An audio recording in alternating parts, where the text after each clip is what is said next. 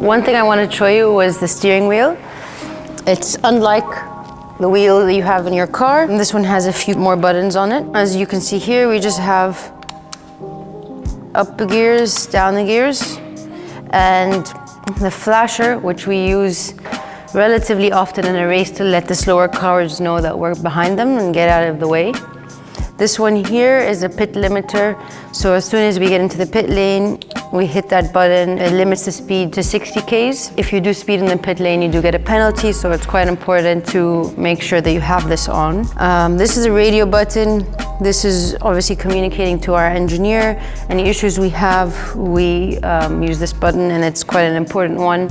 When the radio doesn't work, we have some signs and signals that we use, but you don't want that to happen if you do want your radio to be working at all times. The drink button in longer races we have some water in the car and stay hydrated. That's pretty simple. You don't want to confuse the radio button for the drink button, because I've done that and you end up just choking in the car. Neutral, we don't really use it in the race, but that's just to get the car in neutral. Start, stop, obviously important button. These buttons, we have a menu on the dash, and you move through different pages. You look at tire pressures that we pay attention to as a driver, tire pressures, oil temp, engine temp, and then the rest really is for our mechanics and engineer when they're setting up the car and looking at the different gauges and voltages and whatnot. And then this chrono we use to mark if we have ever had an issue or we feel something is off. It's a button to help us just recall, okay, this is, it's like a pin you effectively put in the data. But that's our steering wheel. I spend a lot of time using it, and always fun times, I hope.